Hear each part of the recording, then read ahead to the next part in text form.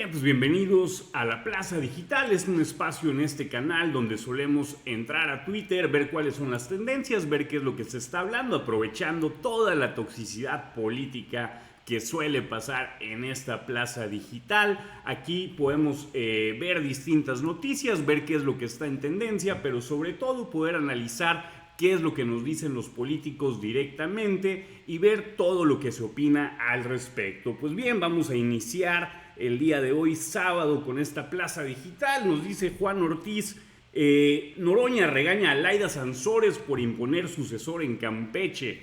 La gobernadora Laida Sansores presentó a Paulo Gutiérrez como coordinador estatal para la defensa de la transformación, en los hechos como virtual candidato de Morena a la gubernatura de Campeche. El detalle es que Morena había fijado otra ruta. El 22 de junio se definirán esos coordinadores en las 17 entidades donde habrá elección. Noroña dijo que Laida se equivocó y su reclamo fue doble. Primero, porque todavía no se hacen las encuestas como si estas en realidad se hicieran y todavía hay otras personas con derecho a aspirar. Segundo, porque ese movimiento deja fuera al PT y al Verde, y recordó algo importante. Sin esos votos, dijo, no hubieran ganado. Imagínate saltarte reglas que ya de por sí sirven para disfrazar actos anticipados de campaña. Muy de Morena. Vamos a escuchar a Noroña a ver qué nos está diciendo. El año que entra les va a ir muy mal en la elección. Y mira que traemos nuestras complicaciones. Vi que yo quiero mucho a Laida Sansores y salió a decir que el candidato va a ser Perengano.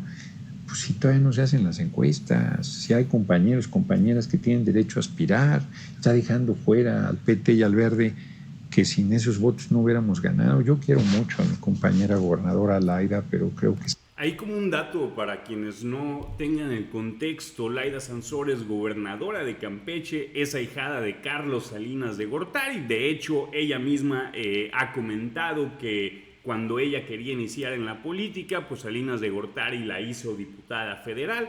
Ella es hija de un exgobernador del viejo PRI, de ese PRI que tanto nos recuerda a Morena. Y bien, parte de lo que dice Noroña, pues es esta guerra interna que hemos estado viendo, sobre todo este último mes. Ya lo platicábamos hace un par de días con la salida de Luisa María Alcalde de la presidencia de Morena. Parece que se están dando muchos movimientos. Por otro lado, esta guerra que ha habido entre el PT y Verde con Morena, sin duda es parte ya de este periodo electoral rumbo al 2027, que como es costumbre y violando toda regla electoral, pues se lo pasan por el arco del triunfo y lo inician mucho tiempo antes. Como bien lo señalaban aquí, ellos tienen programado para el 22 de junio presentar a lo que le denominan defensores de la Cuarta Transformación, que son quienes terminan siendo candidatos, a pesar de que el proceso electoral comienza en octubre y las precampañas deben de comenzar hasta el próximo año. Bien, pues continuamos con más noticias. A ver, digo, aquí esto es un comercial que lo vamos a saltar obviamente. Dice Jorge Triana, publica hace una hora: Sheinbaum se metió en un lío por metiche, por defender expresidentas corruptas y violar su no intervención, entrecomillado. Ahora no puede repatriar al sobrino del titular de Marina de López Obrador y va a soltar todo lo que sabe sobre el huachicol fiscal desde Argentina. Esto se va a poner bueno. Dice Farías, reportar el huachicol a la CEMAR, y nos comparten una nota y que se dificulta la repatriación por el pleito que hay de Claudia Sheinbaum o de este gobierno, bueno, desde la administración anterior, con el gobierno de Javier Milei en la Argentina.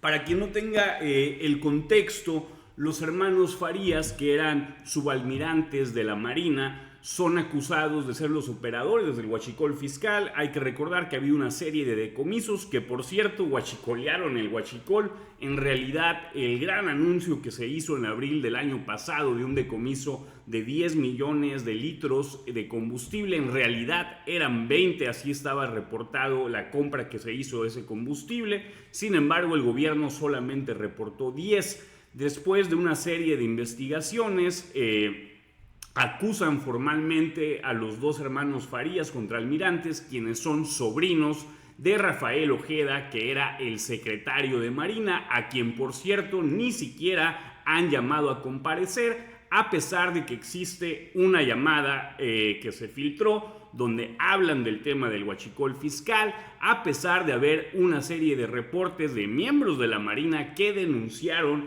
que habían notificado a Rafael Ojeda de este tema del huachicol fiscal. Y hay que recordar pues que ha habido una serie de muertes cuando menos extrañas, por no decirlo de otra manera, de personas que en su momento hicieron las denuncias como miembros de la Marina. Bien, dice por acá Alfredo Lecona, dice: tengo el corazón destrozado y la brújula rota. ¿Cómo da? Bueno, creo que esto es de otra cosa, así que nos vamos a ir brincando. Esto no parece de grilla. Votarán reforma contra abusos de aseguradoras. La Cámara de Diputados revisaría este martes un dictamen para frenar abusos de las aseguradoras médicas y hospitales privados. El anuncio lo hizo el diputado priista Jericó Abramo. Dijo que el dictamen ya quedó listo en la Comisión de Hacienda y que después se programará su presentación en el Pleno. Los cambios que plantea el diputado son los siguientes: la aseguradora tendrá que pagar al médico que elija el paciente aunque no esté en su red. Habrá portabilidad de seguro médico para garantizar derechos de antigüedad. A partir de los 60 años, usuarios no pagarán IVA por su póliza. Los hospitales deberán hacer públicas sus tarifas actualizadas y también tendrán que desglosar todos los servicios y costos en cualquier tratamiento. La reforma modifica varias leyes, entre ellas la Ley de Contrato de Seguros, la Ley de Instituciones de Seguros y Fianzas y la Ley General de Salud. Bueno, este tema de entrada suena bastante bien. Habrá que ver si va a contar con el apoyo de la mayoría. Ojalá el tema de las aseguradoras, quienes tenemos o hemos tenido algún seguro médico, pues sabemos que sí hay un claro abuso y cuando lo requieres, pues es toda una letanía el poder acceder a lo que estás pagando. Bien, comenta Ernesto Guerra: si el Senado no tiene atribuciones ni legales ni constitucionales para citar a ningún otro poder de gobierno, como lo es un gobernador, ¿por qué el PAN expuso a su gobernadora bajo el argumento del que nada debe, nada teme? ¿Qué mal precedentes sentaron en contra del federalismo? A ver, de este tema incluso transmitimos la sesión tanto de comisión como del pleno en el Senado. A ver, primero que nada, como bien lo señala Ernesto Guerra, que es especialista en temas legislativos, el Senado no tiene facultades para llamar a comparecer a otro poder. Habla de que esto es que es un precedente negativo en contra del federalismo, ya que los estados son libres y soberanos, y en dado caso, a quien debe de rendir cuentas la gobernadora es al Congreso local, quien tiene facultades para llamarla a comparecer tanto a ella como al fiscal, es el Congreso de Chihuahua. Por eso el coordinador de los senadores de Morena, en el uso de la voz en tribuna, fue muy cuidadoso y utilizó una serie de eufemismos para no señalar que estaban llamando a comparecer a una gobernadora. Básicamente dijo: esto es una invitación muy respetuosa a la gobernadora para hacer una mesa de trabajo y en la cual, si ella decide no asistir, pues no hay ningún problema, ni se presume culpabilidad, ni mucho menos. Lo que sí hemos visto en redes, y seguramente ahorita nos va a aparecer, pues ha sido toda una campaña en contra y dando por sentado que fue la gobernadora la que de una u otra manera hizo que ingresaran los agentes aparentemente de la CIA a Chihuahua. Sin embargo, aquí hay varias cosas que llaman la atención y creo que quien lo manifestó de manera muy puntual fue Luis Donaldo Colosio, que actualmente es senador por Movimiento Ciudadano. Y es el hecho que a quienes deberían de citar a comparecer y donde el Senado sí tiene facultades, pues es al secretario de Relaciones Exteriores, al director del Instituto de Migración, al de la Sedena, al de la Guardia Nacional. ¿Por qué? Porque ellos son los que deberían de haber permitido el ingreso o tener la información de cuándo, cómo y bajo qué conceptos ingresaron estas personas extranjeras al país. Y por otro lado, tanto la Sedena como la Guardia Nacional participaron en el operativo donde presuntamente estos dos funcionarios de los Estados Unidos perdieron la vida. Por ende, pues me suena bastante ridículo que la Sedena no tuviera conocimiento, y lo que me llama la atención ya más en el plano político, y que justamente lo señala bien Ernesto Guerra, es la postura que tuvo el PAN y la propia gobernadora. Parecían hasta contentos de que fuera la gobernadora al Senado. Está citada para este martes a las 10 de la mañana. Aquí vamos a estar transmitiendo. Supongo que van a hacer público, como deben de ser, las sesiones de las comisiones. Aquí la estaremos transmitiendo, pero insisto, me llama mucho la atención la postura que ha tenido el PAN y que ha tenido la propia gobernadora. Pareciera que tienen algo, o que van a decir algo que para sus intereses les resulta bastante benéfico. Lo que sí, y como suele ser en el Senado y en la Cámara de Diputados y ya prácticamente en todo el país, sumamente lamentable la carencia de argumentos tanto del oficialismo como del propio PAN respecto a este tema en la discusión. Terminó siendo un par de horas de grilla política, donde no se entró al fondo del asunto, que el fondo del asunto creo que solamente dos personas lo plantearon de forma correcta, Luis Donaldo Colosio y la senadora Claudia Anaya, haciendo justamente la alusión de que esto era una violación al federalismo, que esto sentaba un pésimo precedente, porque entonces bajo este pretexto pues vamos a mandar a citar a todos los gobernadores, violando precisamente el pacto federal. Bien, pues seguramente se pondrá bueno este martes, así que habrá que estar atentos a qué sucede. Como han llenado de publicidad Twitter, ¿eh? Dice Juan Ortiz, bueno, esto es del 23 de abril, es lo del tema del ISSSTE. A ver, el ISSSTE tiene un adeudo por predial, nómina y agua con la Ciudad de México. Es un adeudo de más de 5,000 millones, casi 6,000 millones de pesos. Sin embargo, este proyecto, quien lo realiza, el proyecto por el cual salvan al ISSSTE, es Lenia Batres. ¿Cuál es el problema? Que Lenia Batres es la hermana del director del ISSSTE, de Martí Batres, por lo cual ella debió de haberse excusado de participar tanto en la discusión, pero sobre todo de ser ella la ministra ponente. ¿Por qué? Porque hay un claro conflicto de interés y la propia ley así lo marca. Cuando un juzgador tiene un conflicto de interés, como lo es el de dos hermanos, pues este debe de excusarse de poder atender dicho asunto. Bien, dice Nacho Montes de Oca, este periodista también se los recomiendo bastante, está mucho más enfocado a los temas geopolíticos, pero suele dar información bastante valiosa. Dice, la capital de Mali está bajo asedio del JNIM, una facción de Al Qaeda, y al mismo tiempo otras ciudades corren el riesgo de caer bajo las fuerzas rebeldes. Los tuaregs del FLA tomaron más localidades y comienza a derrumbarse la coalición amparada por Rusia en el Sahel. Sale hilo, o sea, si ya puso el hilo, si lo va a sacar después. Dice, empezaremos por explicar que el JNIM o Jamaat Nusrat al-Islam Wal Muslim se trata de una coalición yihadista creada en 2017 que opera principalmente en Mali, Burkina Faso y Níger. Y aquí ya empezamos a ver que la cuestión no se limita a un solo estado del Sahel africano. El JNIM, cuyo jefe es el tuareg maliense Liat Ag-Ghali, surge de la fusión del AGMI o rama Al-Qaeda del Magreb, el Ansar Dine, que es otro integrante de esa red y es liderada por Abu al-Fath, el fundador del Movimiento Popular de Liberación del Azawad relacionado con los tuaregs.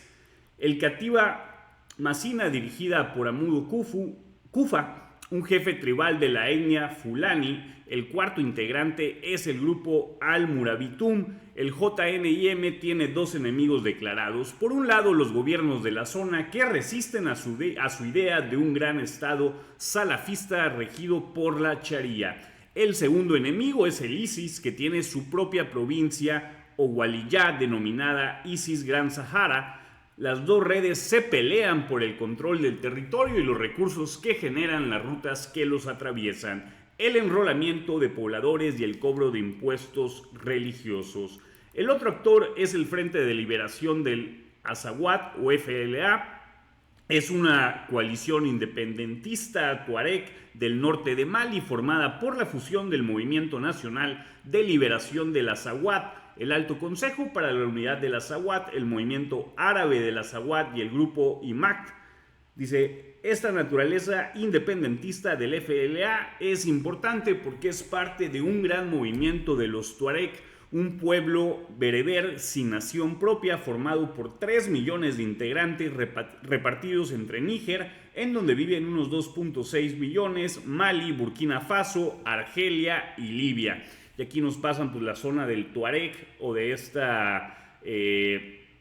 este pueblo, así como algo, perdón por el paréntesis, pero que me da mucho la atención y entiendo por lo sucedido recientemente con Palestina, es que poco se habla de este tipo de etnias, que son etnias que trascienden fronteras y que no son reconocidas, porque tenemos no solamente a los palestinos, ahorita que estamos viendo el tema de los tuaregs, pero pues también está el tema de los kurdos, está el tema de los yizadís. Bueno, hay una gran cantidad de etnias que pues básicamente fueron rebasadas por las fronteras que se establecieron en el orden conocido y no se les reconoce muchas veces sus derechos, incluso en los lugares donde son minorías pues suelen sufrir una serie de abusos.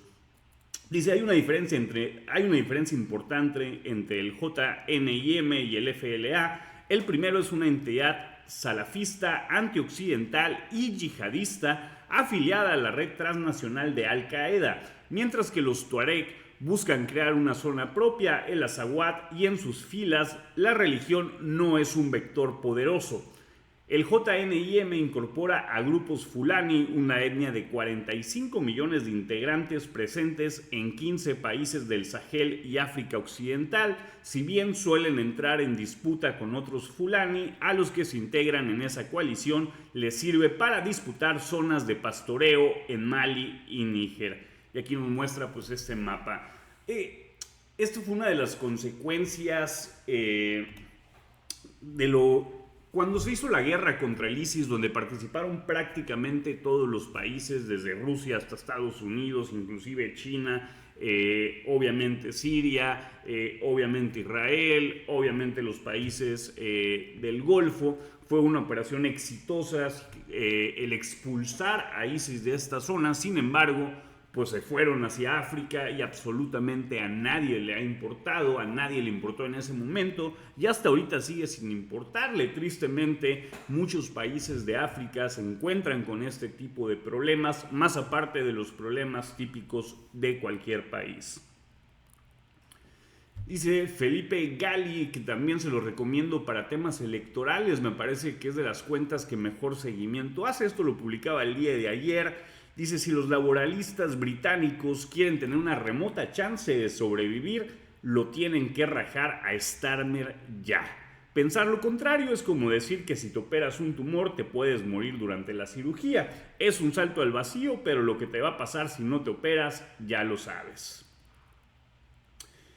José Díaz dice, ya se hartaron de Morena, qué raro, ahora resulta que ni en Culiacán quieren escuchar a Gerardo Fernández Noroña e Imelda Castro. Manifestantes del colectivo Guerreros Azules le reventaron el evento. Parece que el amor del pueblo ya no alcanza para llenar plazas ni tapar rechiflas. Y justamente ayer sucedió algo muy similar con Laida Sansores, que estuvo en un partido de béisbol. Sale ella a la cancha a saludar a la gente que estaba asistiendo al partido, al encuentro de béisbol, y pues se lleva una rechifla tremenda, lo cual nos explica perfectamente por qué la presidenta se niega a ir a la inauguración del Mundial. Que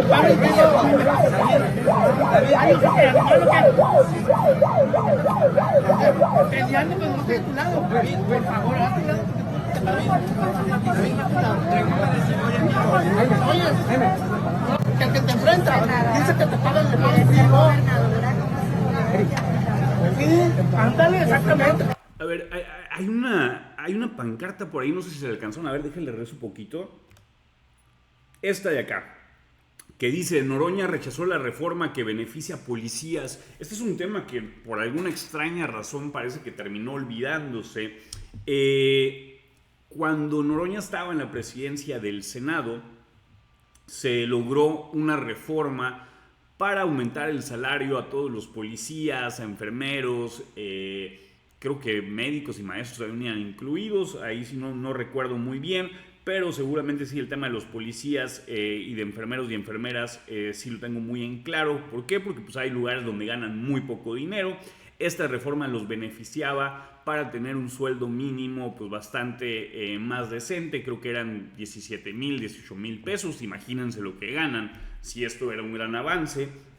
Esto se votó por unanimidad, todos los partidos estuvieron de acuerdo, pasó todo el proceso en la Cámara de Diputados, en el Senado, y el Senado tiene la responsabilidad de enviarlo al Ejecutivo para que el Ejecutivo lo publique y se vuelva ley. Sin embargo, desde diciembre de 2024, que creo que fue cuando se aprobó, dicha reforma se guardó en un cajón y jamás se mandó para su publicación. La propia senadora presidente Laura, ahí se fue el apellido, Castillo, tampoco ha mandado esta reforma, y esto es una molestia que ha generado obviamente a los policías pues prácticamente de todo el país, que iban a recibir este beneficio aprobado ya por ambas cámaras, y sin embargo se han negado a hacerlo, a publicarlo en el diario oficial, de tal manera que no ha entrado en vigor, y esta reforma pues simplemente ha sido pues una burda simulación. Vamos a continuar por acá. Vamos a brincar un poquito ahorita. A ver, esta es parte de la propaganda de gobierno. Vamos a ver, hay que ver también la propaganda de gobierno que dice agentes de Estados Unidos en Chihuahua no tenían acreditación para operar. Gobierno de México, de acuerdo con el Gabinete de Seguridad, uno ingresó como visitante y otro con pasaporte diplomático. Autoridades realizan revisiones en coordinación con instancias locales y la Embajada de Estados Unidos. Bueno, esto es la postura de gobierno. Bueno, eso lo sacó el día de hoy, pero ya lo había manifestado tanto la presidenta como el secretario de Seguridad, Omar García Harfuch. Bien, la tarjeta informativa dice el Gabinete de Seguridad expresa su más profundo pesar por el fallecimiento de 4 personas. Ya después del regaño de Trump, pues ya mandó las condolencias. Dice, el gobierno de México refrenda su respeto y consideración hacia las personas fallecidas, Respecto a las 2 personas extranjeras que lamentablemente perdieron la vida, se informa que de acuerdo con los registros migratorios disponibles, una de ellas ingresó al país en calidad de visitante sin permiso para realizar actividades remuneradas, y la otra con pasaporte diplomático. Ninguno contaba con acreditación formal para participar en actividades operativas en territorio nacional. A ver, si esto se comprueba, porque ojo, esto es una nota informativa, de poco o nada nos dice. Si esto se comprueba, efectivamente hay una responsabilidad por parte del gobierno de Chihuahua, si es que fue el gobierno de Chihuahua el que solicitó el ingreso de estas personas, o en su defecto quien realizó algún convenio con Estados Unidos para la cooperación entre ambas corporaciones, dado que esto es una facultad exclusiva de la Federación. Bien, continuamos. Dice proceso.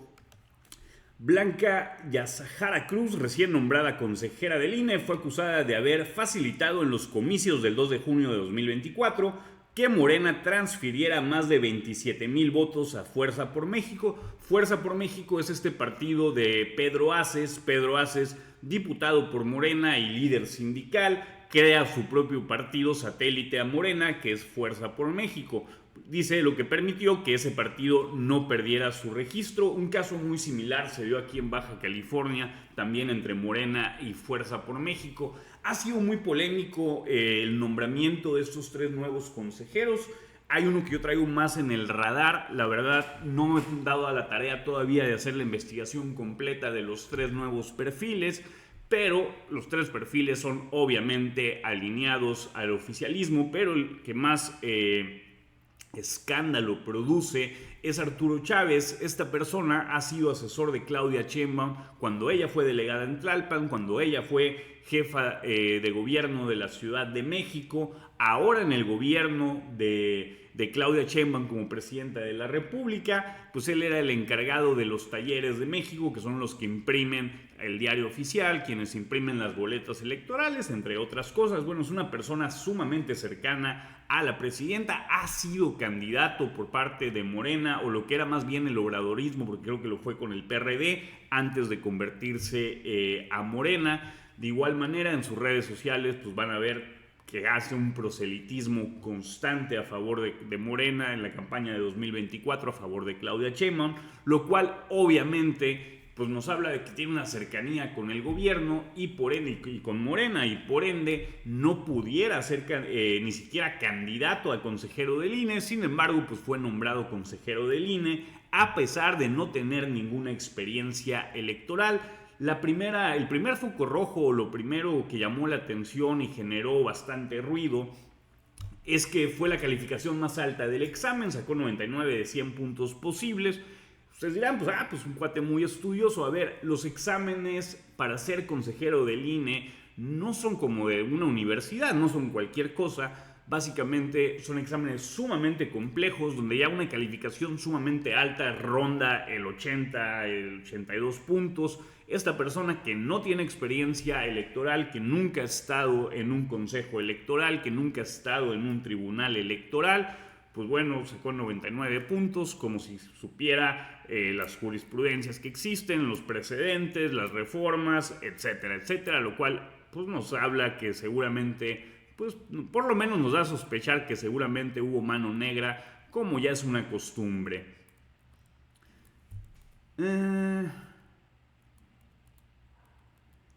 Dice Odilon García, circula en redes de la Unidad Minera, coordinador regional de Ensenada de homicidios. Ay, eso es aquí en Ensenada, aquí en mi ciudad. Dice, circula en redes video de la unidad de Miguel Ángel Pantoja, coordinador regional Ensenada San Quintín de homicidios de la Fiscalía General del Estado. Le dispararon decenas de veces en la colonia Villas Residencial de Rey en Ensenada.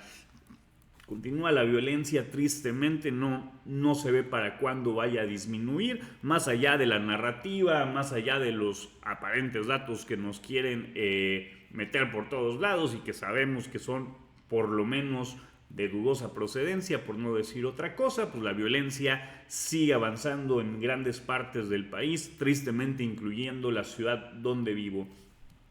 Artículo 19 dice, México no era una democracia plena ni consolidada, pero había una intención de construir instituciones y garantías para el avance hacia una sociedad plural y participativa.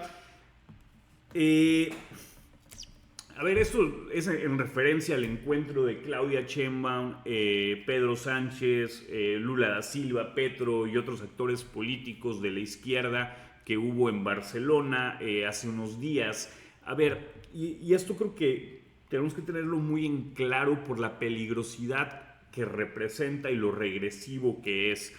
Los institutos autónomos que tanto se quejó el gobierno anterior y que los exterminó, no nacen como una iniciativa de gobierno, no nacen como una concesión del gobierno. Hay que recordar que venimos en una historia de un partido hegemónico que fue el PRI, que gobernó por más de 70 años, donde controlaba todos y cada uno de los aspectos de la vida pública, y fue a través de luchas de décadas que se logró irle quitando algunas partes de este poder o de este control que tenía, y a partir de la creación del IFE en 1994 se empieza a dar una serie de reformas para limitar al poder político, para limitar al gobierno y para proteger al ciudadano de los abusos del poder. Los organismos autónomos tienen por esencia el objetivo de ser un contrapeso del poder político.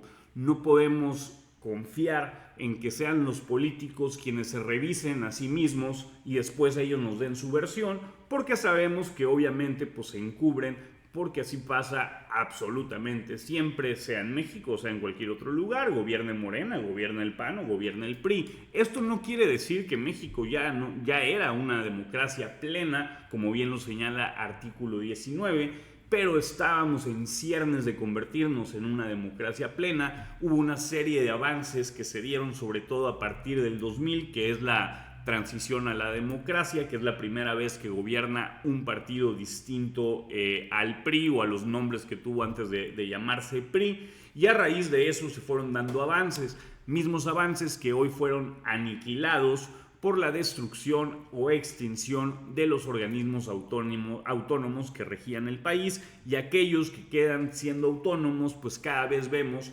cómo han sido invadidos, por llamarlo de alguna manera. Creo que el caso más claro es la CNDH, que en lugar de salir a la defensa de las víctimas, sale a la defensa del gobierno y tacha a las víctimas de opositores y de conspiracionistas y no sé qué tantas cosas, y eso lo pueden ver en el comunicado que saca la CNDH en contestación al Comité de Expertos para Desaparición Forzada de la ONU, que no señala nada que no sea nuevo y que incluso en ningún momento señala directamente al gobierno, sino al Estado mexicano, y donde las recomendaciones que hace pues son básicamente de apoyo técnico y financiero para nuestro país. Sin embargo, por sentirse exhibidos políticamente, pues sale la presidenta, la titular de la Comisión Nacional de Derechos Humanos, a defender al gobierno de las víctimas.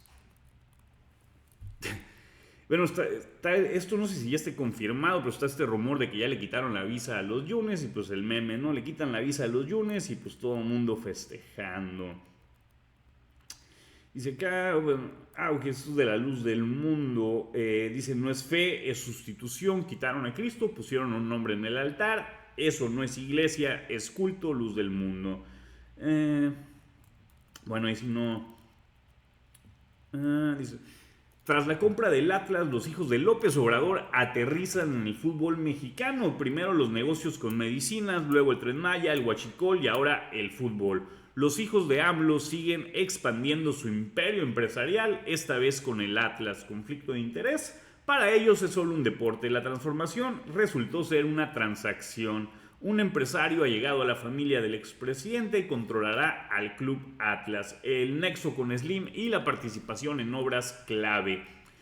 Bejos es un empresario mexiquense que se consolidó en el sexenio de Enrique Peña Nieto, pero que dio el gran salto gracias a su buena relación con los hijos de Andrés Manuel López Obrador, un comentario recurrente en el sector de la construcción. Bueno, y como este caso, pues hemos visto bastantes. Bueno, Gustavo Petro se encuentra de visita en Caracas. Con Gustavo Petro, como divertimento, es muy interesante entrar a su cuenta, sobre todo en las madrugadas, que suele publicar cosas muy raras y suele ser muy divertidos. Es una visita oficial, por lo cual no nos va a dar mucha carnita.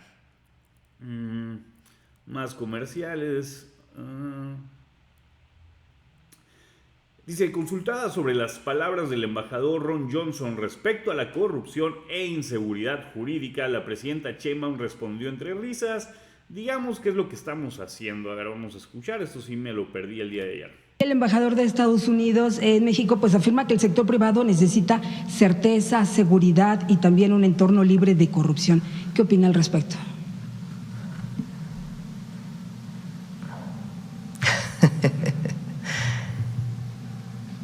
Digamos que es lo que estamos haciendo, ellos allá y nosotros acá, porque ellos en Estados Unidos pues también es importante que haya un ambiente para las empresas, para la inversión, libre de corrupción, con certezas jurídicas, y en México también.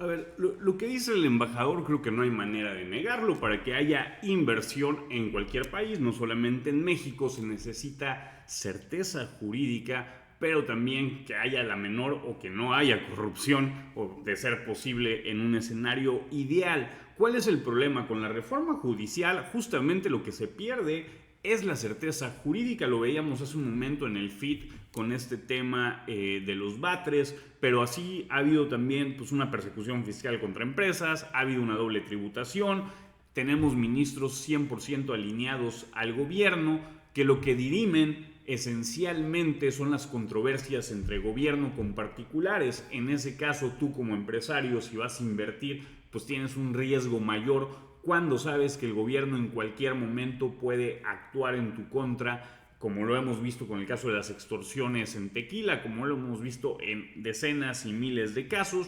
pero para la inversión extranjera ya estamos hablando de casos mucho mayores. ¿Por qué? Por la cantidad de dinero que se invierte, y tan es necesario la inversión que la presidenta se la ha pasado prácticamente todos los días hablando de la necesidad de atraer inversión y presentando 1001 programas que de poco o nada han servido.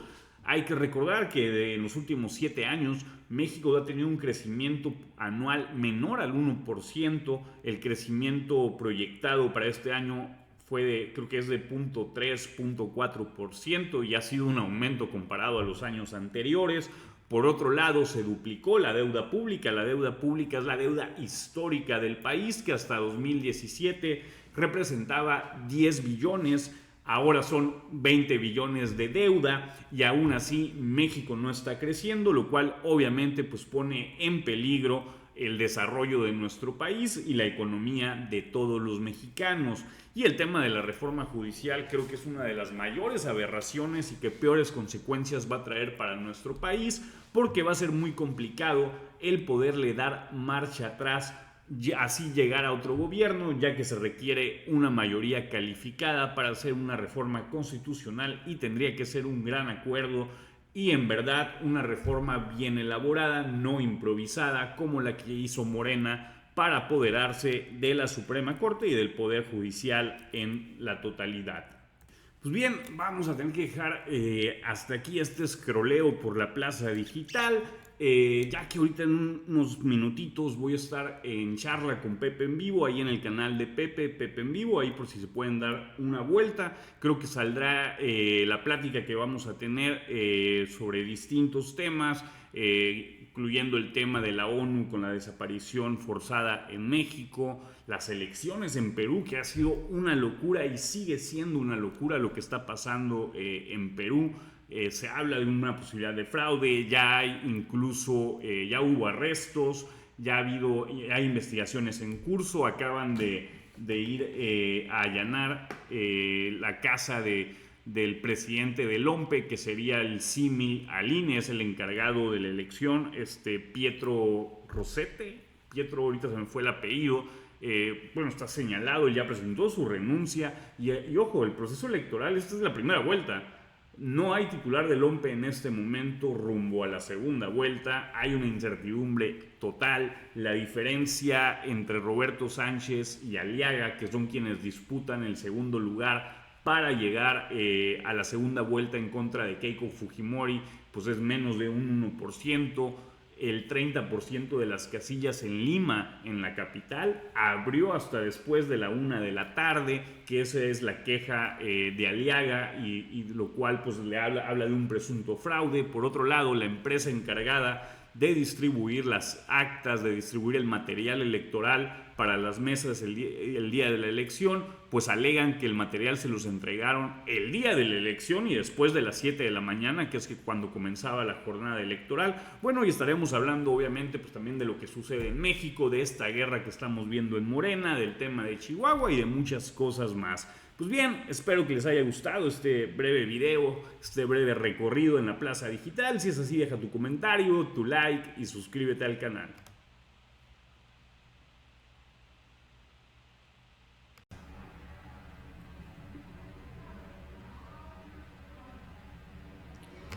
Bienvenidos a la Plaza Digital. Es un segmento donde solemos ver lo más tóxico de nuestra sociedad, de los políticos, que es Twitter, donde suelen aventarse de absolutamente de todo, y aquí lo vemos en tiempo real, donde no solamente comentamos lo que se está diciendo, sino lo diseccionamos de tal manera de denostar toda la propaganda que circula en las redes sociales. Pues bien, vamos a comenzar. Vámonos al inicio a ver de qué se está hablando. Dice por acá: tras las lágrimas de Susana Díaz pidiendo transparencia en la votación de Pedro Sánchez, tomaba la palabra para pedir el voto secreto y en urna. Este video acaba de circular, si no mal recuerdo, ayer por la noche. Es un video de ya hace algunos años, de la elección del PSOE, donde se demuestra, o al menos es lo que se dice, de que se sembraron votos, donde se presentó una urna fantasma básicamente, con lo cual fue que Pedro Sánchez accedió al poder. Vamos a ver el video, a ver qué comentan acá. Compañeros y compañeras, creo que en cualquier organización democrática el voto es libre cuando es secreto y hay plenas garantías para ejercerlo. Y por tanto, lo que pido es que se vote en urna, que es precisamente lo que han dicho los compañeros que me han precedido en el turno de la... Seguramente vamos a encontrar más videos de este tema donde se ve pues cómo manipulan las urnas, y lo cual pues ahorita en España es un escándalo total. Bien, Azucena Oresti dice: la presidenta Claudia Sheinbaum señaló que se abrió de manera automática una investigación en la Secretaría de Anticorrupción sobre el secretario de Economía Marcelo Ebrard, tras revelarse que su hijo residió durante unos 6 meses en la Embajada de México en Reino Unido. Pues pobre del cuate Marcelo, creo. A ver, este gobierno ha sido muy permisivo con distintos casos de corrupción, con casos de nepotismo, con accidentes por falta de mantenimiento, como lo fue el tren interoceánico, como lo fue la propia línea 12 del metro. Sin embargo, hay una razón lógica y jurídica por la cual se le debe de sancionar cuando menos a Marcelo Ebrard, ya que aunque usted no lo crea, las embajadas de México no son Airbnbs para que lo utilicen parte del gobierno como lo estuvo utilizando el hijo de Marcelo Ebrard. Habrá que esperar si este es un nuevo movimiento por parte de la presidenta para irse haciendo del poder. Hay que recordar que en los últimos meses quizá ha habido una serie de movimientos muy interesantes en los cuales pareciera que Claudia Sheinbaum por fin está asumiendo el poder. Ya quitó a Dan Augusto de la coordinación en el Senado, una herencia de López Obrador. El día de ayer corrió a Luisa María Alcalde de la dirigencia de Morena. Y bueno, Ebrard es otro de los sembrados de López Obrador, así que seguramente por ahí pudieran venir algunos cambios. Bien, dice Manuel López San Martín: ¿por qué huye José Ramiro López Obrador? ¿Por qué reaccionó así al ser? Bueno, este es de los temas de Tabasco, pero realmente no le veo tanta trascendencia. Dice Cívicos MX: cualquier estudiante de Derecho sabría mejor estos preceptos jurídicos. Qué tristeza ver lo que hicieron López Obrador y Claudia Sheinbaum de una institución tan importante del Estado mexicano como la Suprema Corte de Justicia de la Nación. Vamos a escuchar qué es lo que dice. Presidente, para solicitar de manera muy respetuosa a la ministra María Estela, en esta porción sí se está declarando la invalidez de apoyo a difundir de la exposición que usted presentó. Estoy en contra de todo. Sí, entonces iría por la invalidez de esta... La invalidez de todo el precepto, eso es en lo que me he manifestado. Entonces, para que quede muy claro que voy en contra de la validez del precepto. Es correcto, está por la invalidez y así de está el todo proyecto, el precepto, entonces es un voto a y favor así del me proyecto. voy a pronunciar. Sí, es que así está el proyecto, va por la invalidez de dicha porción. Sí, Así por es. eso, pero Sí. insisto. A ver, Eso, es un asunto de palabras. El voto de la ministra es a favor del proyecto por la invalidez, porque ella estaba por la invalidez de toda la porción. así es. A ver, esta serie de dislates que obviamente pues son divertidos si no se tratara de la Suprema Corte de Justicia y si esto no lo viéramos todos los días. Sobre todo esta ministro, creo que le queda muy grande el título, Estela Ríos, una vez tras otra, vaya, creo que ya superó a Lenia Batres en la ignorancia de la materia jurídica. Pamela Cerdeira comparte un video sobre el ataque armado en Teotihuacán. Me lo voy a saltar, no sé qué tan explícito sea, pero pues también considero que no es necesario pasar este tipo de imágenes. Quizá, para quienes no lo sepan, hace unos días en la pirámide de Teotihuacán, un sujeto obviamente trastornado asesinó a una turista canadiense, hirió a más de 6 personas y después se suicidó.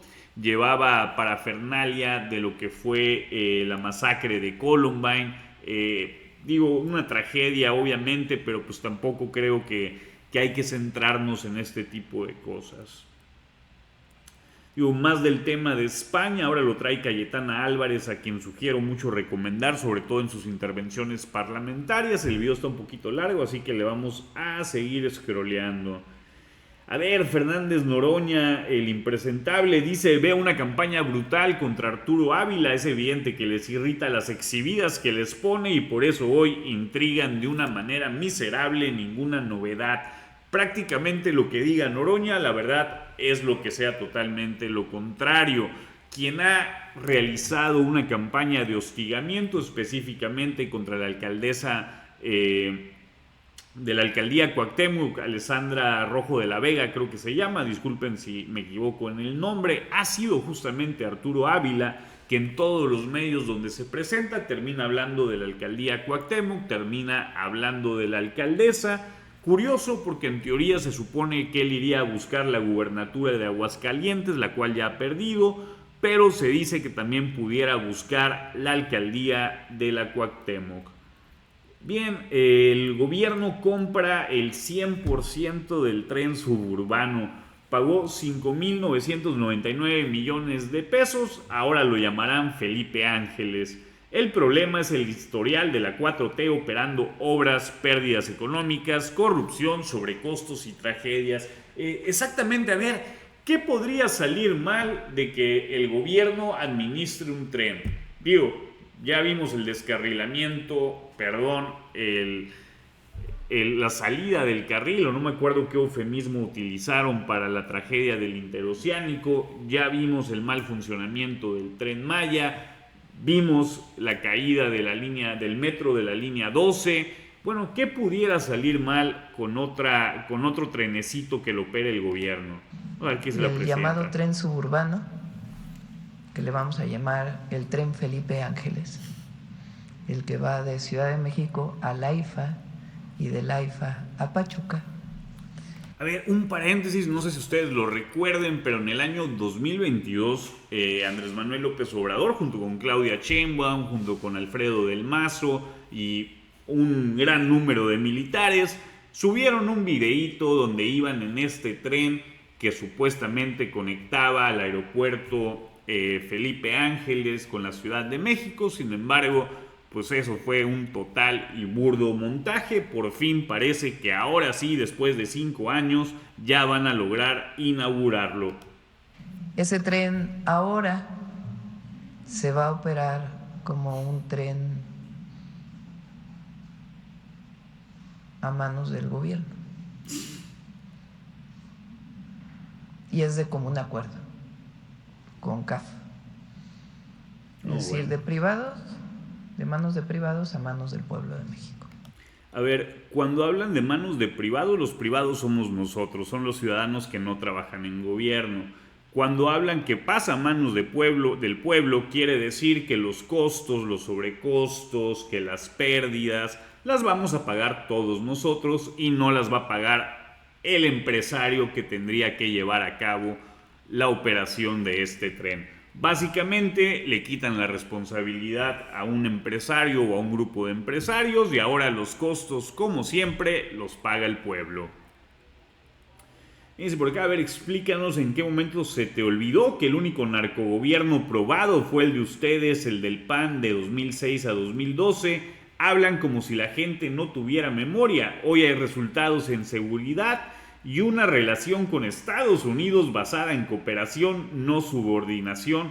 Digo, prácticamente pues es el discurso de gobierno tal cual. Esto en respuesta a Manuel Cloutier, que dice: qué raros somos los mexicanos.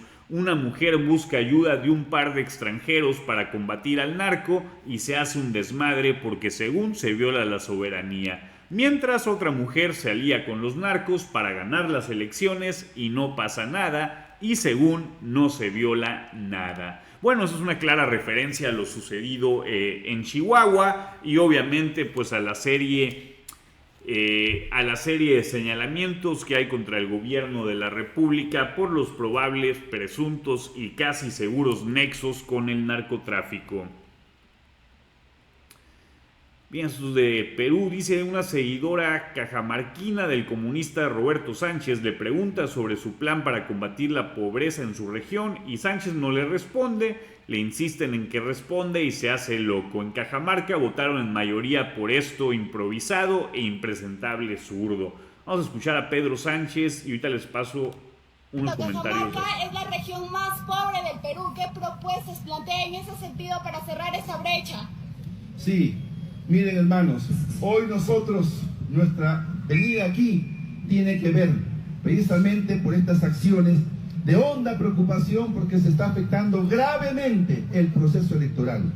Nosotros de aquí estamos yendo a Bambamarca, donde también haremos presencia de esta voluntad de defensa democrática y de llamado a la movilización pacífica. ¿Qué ofrece para Cajamarca? ¿Qué ofrece para Cajamarca?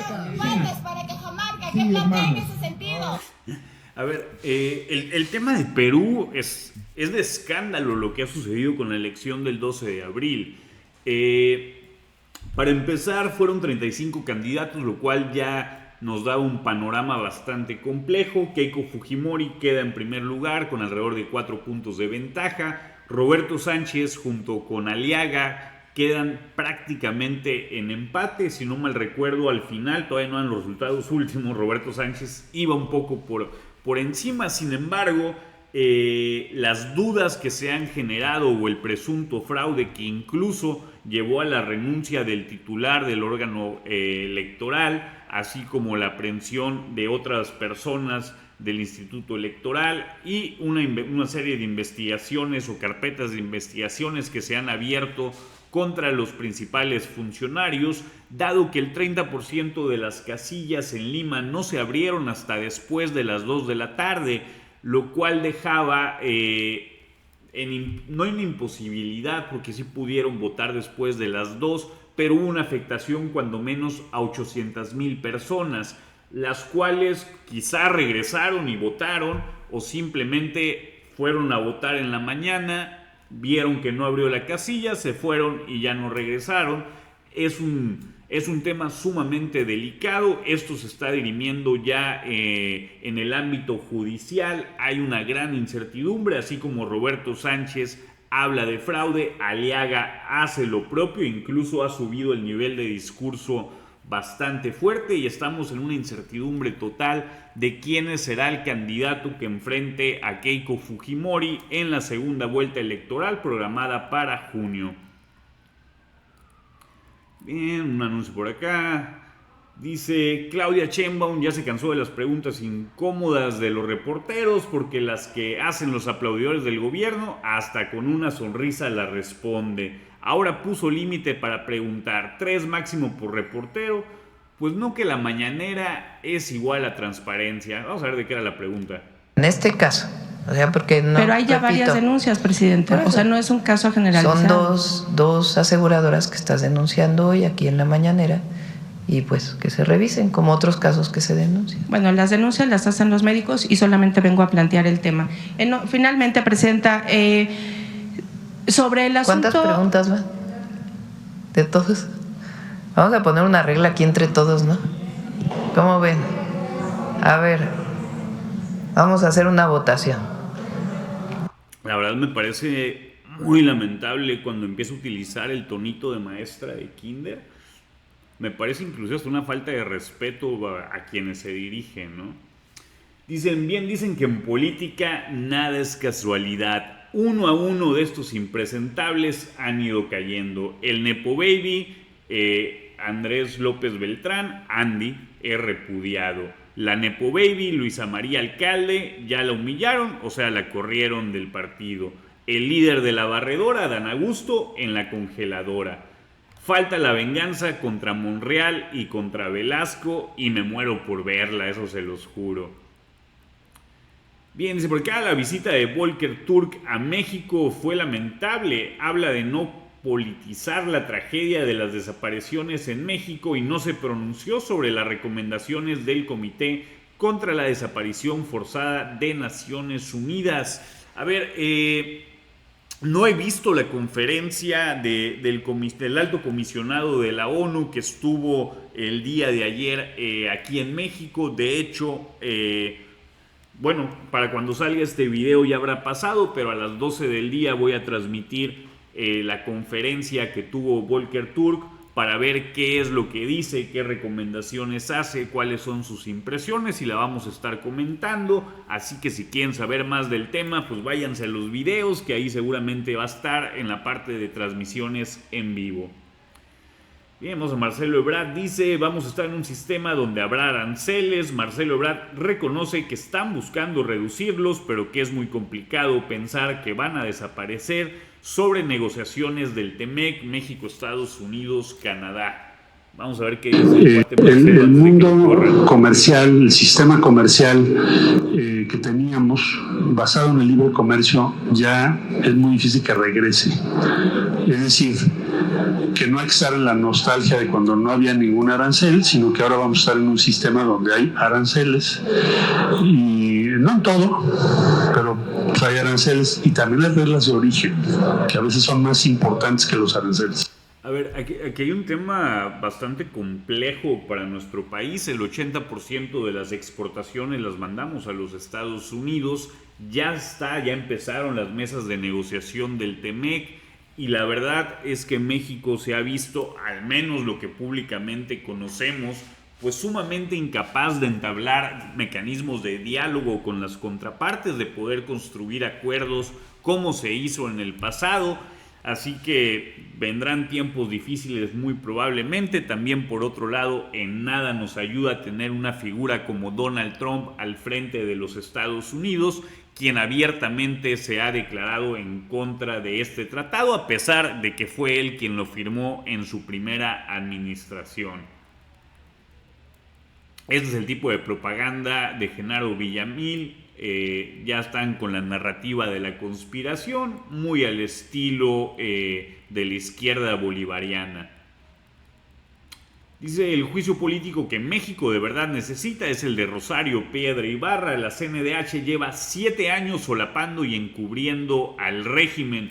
Buscadoras presentan solicitud de juicio político contra Rosario Piedra, titular de la CNDH. Bien, pues quizá lo más ridículo, lo más patético de esta persona titular de la CNDH fue la respuesta ante el informe del Comité de Desaparición Forzada de la ONU, en la cual no solamente tachó de opositores, de golpistas a las madres buscadoras, sino hizo una revictimización y una defensa clara al gobierno, totalmente distante a lo que en teoría deberían de ser las funciones de una Comisión Nacional de Derechos Humanos.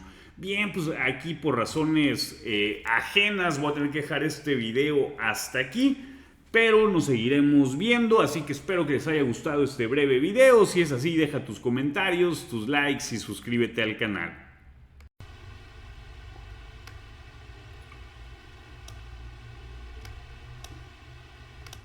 Bien, pues ahora ya para finalizar, y como suele ser costumbre, o al menos costumbre para mí, que yo me divierto bastante, no sé ustedes, vamos a una vuelta por Twitter, porque me sigo negando a llamarlo como X, y vamos a ver qué noticias nos traen por acá. A ver, bueno, dice este sujeto, es de estas cuentas pro gobierno, dice, lo de Teotihuacán lo planeó Estados Unidos, no nos hagamos pendejos. Parece que para algún porcentaje minoritario de la población es demasiado extraño que exista un loco que se sube a una pirámide a disparar, y prefieren crear teorías de la conspiración, ya sean reptilianas, ya sean de la CIA, ya sea de la KGB, o bueno, cualquier tipo de cosa con tal de negar la realidad. Bien, Juan Ortiz, periodista especializado tanto en cuestiones legislativas como de la Suprema Corte, dice lo siguiente: en Morena proponen corregir la reforma judicial. Legisladores de Morena presentaron una reforma constitucional para modificar la reforma judicial. Se trata de Alfonso Ramírez, Mariana Benítez, Olga Sánchez, Alfredo Vázquez, Javier Corral y Susana Harp. ¿Qué proponen? 1. Posponer la elección judicial del 27 al 28. Tener un solo comité de evaluación en lugar de 3. Sustituir el requisito de promedio académico por una certificación de competencia de la escuela judicial. Renovar cada 2 años la presidencia del Tribunal Electoral, revivir las salas de la Corte con nuevo nombre, secciones, y de los 9 ministros, 5 deberán tener 10 años de experiencia jurídica y los otros 4 pues no se les exigirá. Pregunta Juan Ortiz si con eso se arregla la reforma judicial. No se arregla con eso, pero sin duda, son adendas mínimamente necesarias, quizás no las ideales, pero pues de algo servirán en caso obviamente de que esto se dé. Dice Azucena Uresti, pedimos ayuda internacional, somos más familias buscadoras, exigen colectivos independientes al alto comisionado Volker Turk, que estuvo creo que el día de hoy o el día de ayer, si no mal recuerdo, aquí en México. Acusan haber quedado fuera del encuentro sostenido con otros grupos de búsqueda. Vamos a ver si alcanza a escuchar.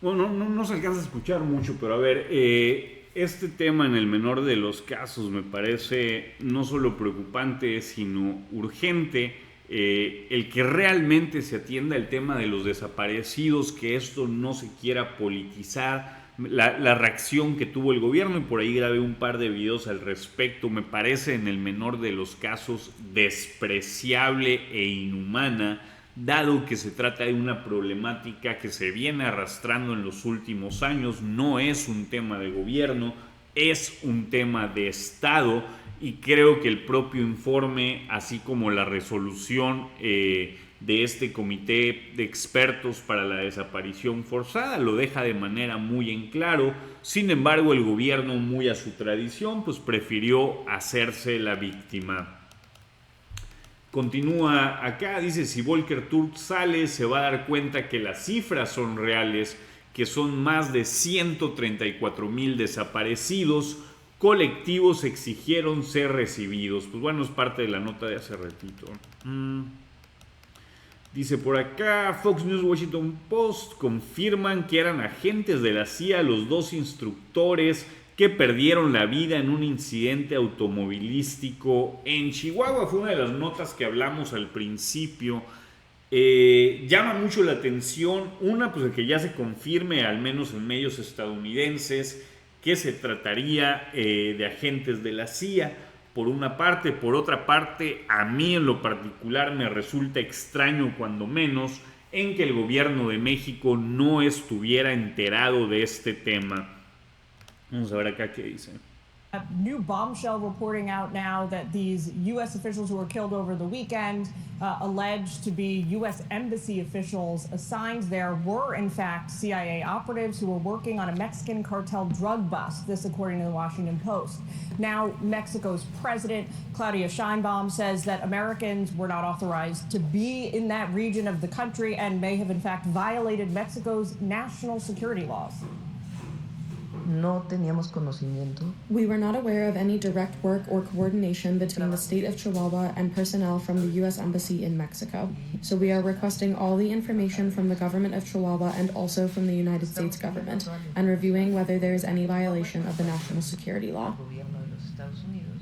At this site, it was a suspected chemical drug lab run by Mexican cartels. U.S. as well as Mexican officials managed to seize chemical reactors, mixing instruments and storage containers, gas tanks, all this in a rural part of Mexico. Curioso, esos laboratorios que hace unos años no existían, pues ahora ahora existen por todos lados. Dice Manuel López San Martín, se va a desnucar con estas maromas. La diputada morenista Cande Ochoa hace acrobacias para explicar su casa de 0 pesos.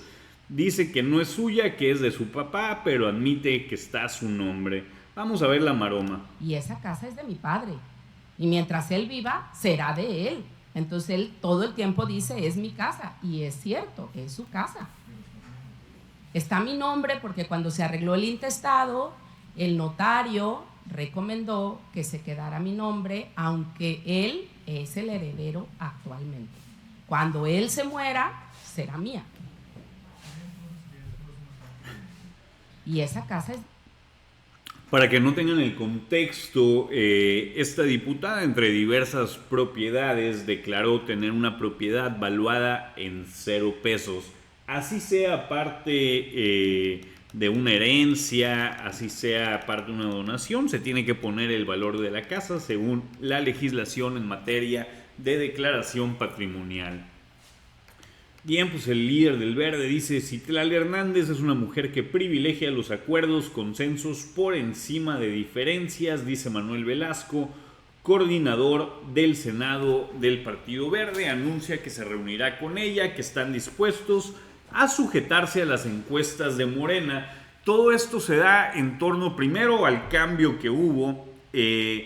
Entra Citlali Hernández, deja más bien el puesto de la Secretaría de las Mujeres para irse al partido. Lo que trasciende es que va a ser la encargada pues de ajustar las alianzas y de que no se rompan.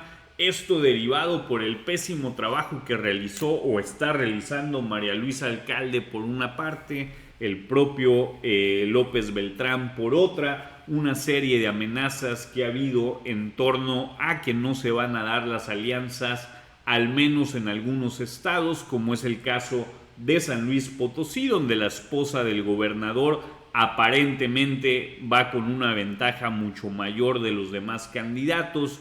Sin embargo, por este cambio de estatuto, porque la reforma entra en 2030, ella en teoría no pudiera ser candidata por Morena, dado que se entiende como nepotismo al ser la esposa del gobernador saliente. Sin embargo, pues al verse en la posibilidad de perder ante el Verde, pues parece que la tarea que le dejan a Citlali pues es el acomodar las alianzas con estos partidos satélite que los han acompañado desde 2018 y evitar más fracturas internas. Vamos a ir viendo qué más. Dice Roberto Sánchez, fue abuchado y le lanzaron botellas y huevos en el mercado Ciudad de Dios. La cosa en Perú está, está impresionante, está color de hormiga, como se dice. Este domingo fueron las elecciones, bueno, el domingo pasado, el domingo 12, fueron las elecciones en Perú, la primera vuelta. Se dieron varias situaciones. Para empezar, había 35 candidatos buscando la presidencia, lo cual desde ahí pues ya te pulveriza el voto. Queda en primer lugar Keiko Fujimori con una diferencia más o menos de 4 puntos, lo cual le asegura pasar por cuarta vez a la segunda vuelta electoral. Pero hay 2 candidatos que quedan prácticamente en empate. Por un lado, Roberto Sánchez, quien de una u otra manera representa, y lo vemos ahí en la imagen con su sombrero, a Pedro Castillo, quien se encuentra en prisión por intentar un golpe de estado que todos vimos en cadena nacional. Y por otro lado, López Aliaga, alguien muy a la derecha, alguien el que sería considerado el candidato de Donald Trump. Hasta ahí todo bien. Sin embargo, en Lima, en la capital, no abrieron el 30% de las casillas hasta después de las 2 de la tarde. La afectación, pues se habla de alrededor de 800,000 personas que pudieron ser afectadas. No quiere decir que lo fueran, ya que pudieron o quedarse en la fila o volver más tarde. De igual manera, hubo 61 casillas, 61,000 más o menos, 61 casillas o centros de votación, porque son varias casillas por centro, que no pudieron abrir, esas las abrieron hasta el día lunes.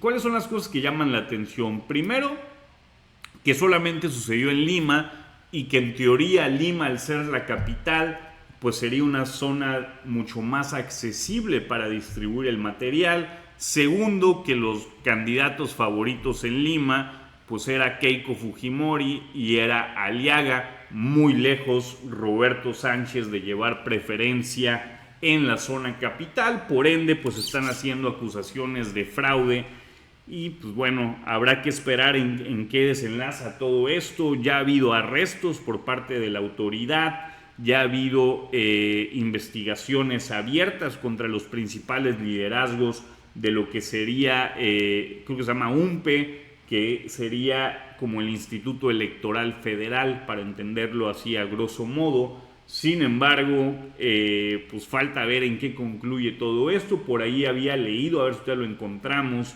que el presidente del organismo electoral ya había presentado su renuncia, aunque el cargo es irrenunciable. Sin embargo, pues habrá que seguir observando cómo se dan las cosas rumbo a la segunda vuelta.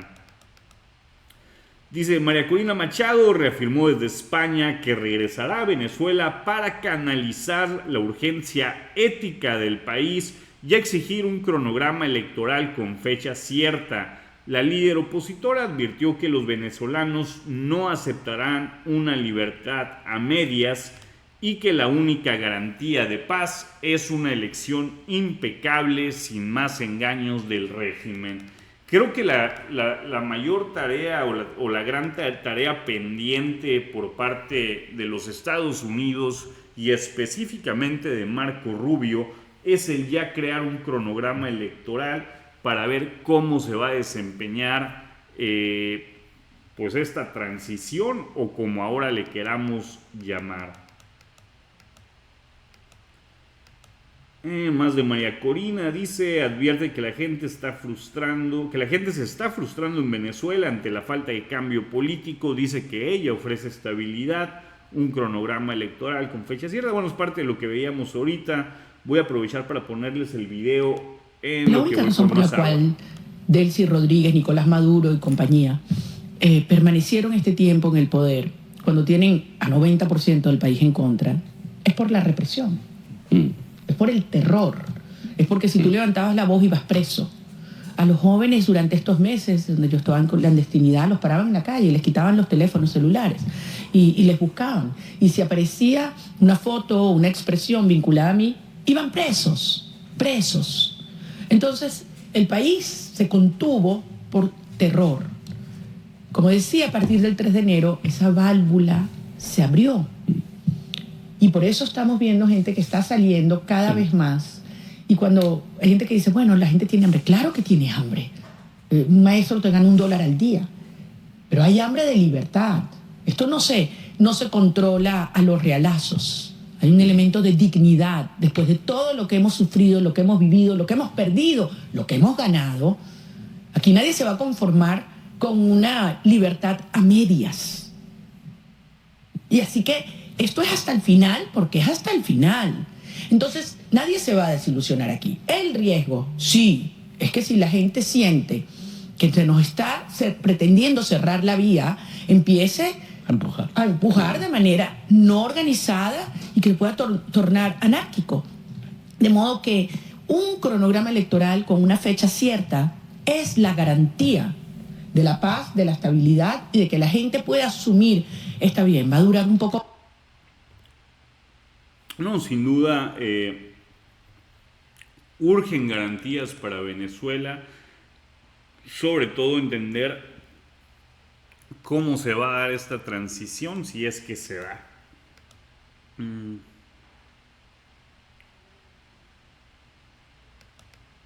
Más de la corte y sus pifias. Dice, uno de los mejores momentos de Marco Rubio. Paul pregunta, violamos la Constitución, removimos a un funcionario electo. Rubio, no removimos a un funcionario electo, removimos a un traficante de drogas no electo e inculpado. Esto en referencia al tema de Nicolás Maduro. Pamela Cerdeira, periodista, dice así los perfiles de los aspirantes al INE que llegaron a las 3 quintetas de finalistas.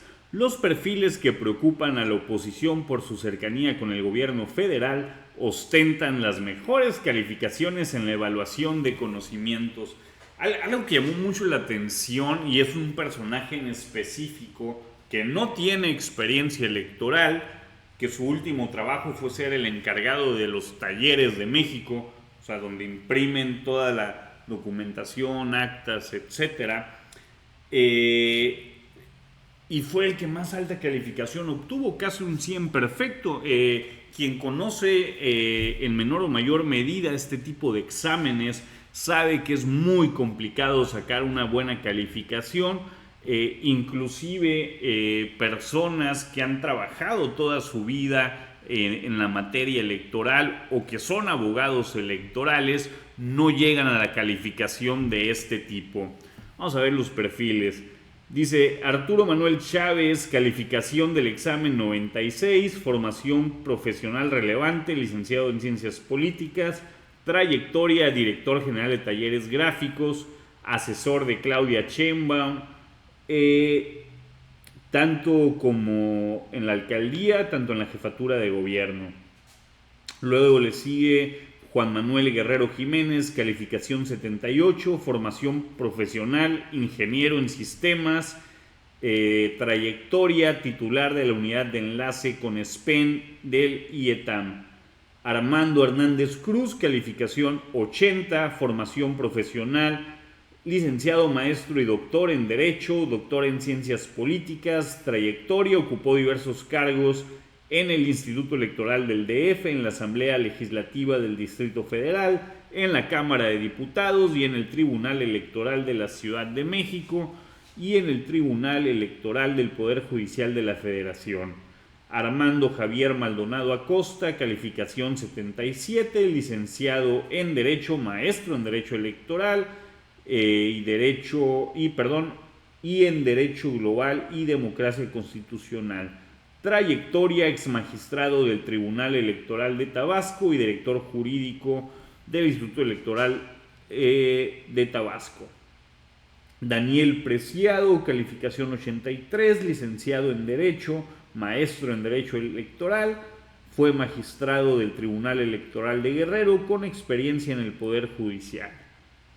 Luego le sigue Armando Ambriz con 78 de calificación, licenciado en Derecho, magistrado presidente del Tribunal Electoral de la Ciudad de México.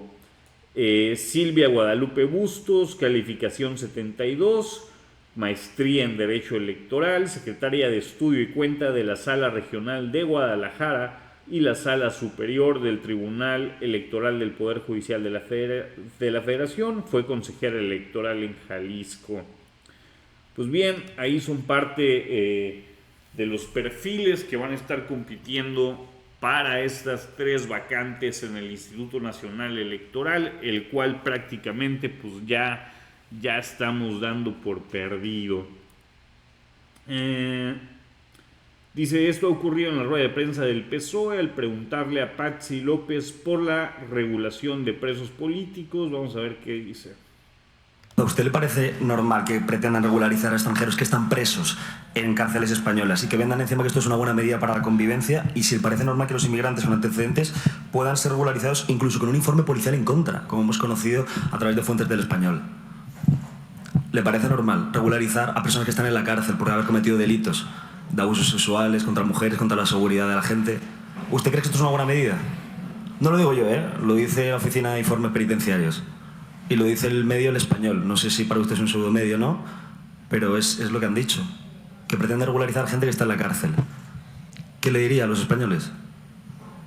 Le pagamos el sueldo para que conteste, señor López. A mí me gustaría preguntarle sobre otro asunto, sobre el acuerdo que han alcanzado PP y Vox. Está habiendo, no sé si un encontronazo, ¿no?, el tema de la inmigración. Bueno, pues al parecer es mejor no responder.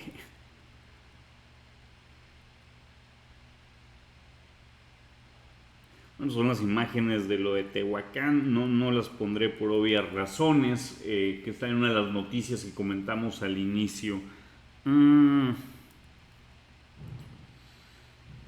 Edith Olivares, si no me falla la memoria, es la encargada de Amnistía Internacional en México. Mis condolencias a familiares y amistades de Edith Guadalupe Valdés. El Estado mexicano sigue siendo ineficiente en la investigación de los feminicidios, como lo hemos documentado en Amnistía México hace más de 2 décadas. Exigimos justicia, verdad y reparación.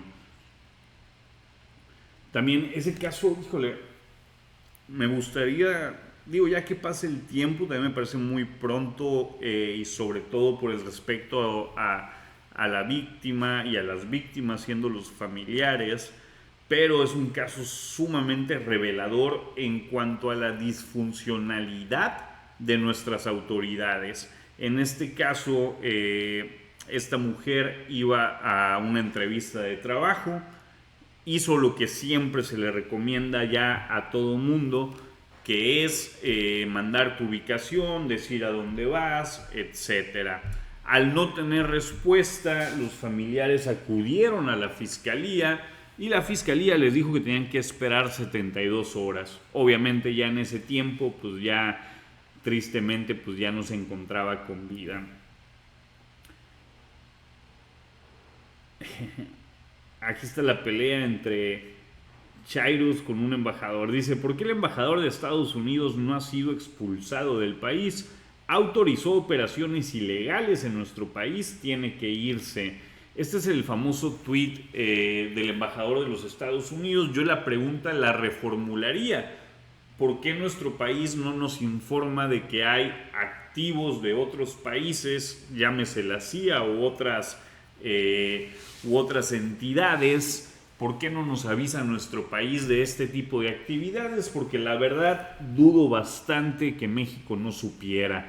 El tuit al que hace referencia el embajador publicaba lo siguiente, publicaba el día de antier: lamentamos profundamente la trágica pérdida de 2 miembros del personal de la Embajada de los Estados Unidos, del director de la Agencia Estatal de Investigación de Chihuahua y de un elemento de dicha agencia en este accidente. Reconocemos su dedicación y sus incansables esfuerzos para enfrentar a uno de los mayores desafíos de nuestro tiempo. Nuestros pensamientos y oraciones están con ellos y con sus seres queridos. Esta tragedia es un solemne recordatorio de los riesgos que enfrentan los funcionarios mexicanos y estadounidenses dedicados a proteger nuestras comunidades y fortalece nuestra determinación de continuar su misión y avanzar en nuestro compromiso compartido con la seguridad y la justicia para proteger a nuestra gente. Pues acá un anuncio del Dr. Simi. No,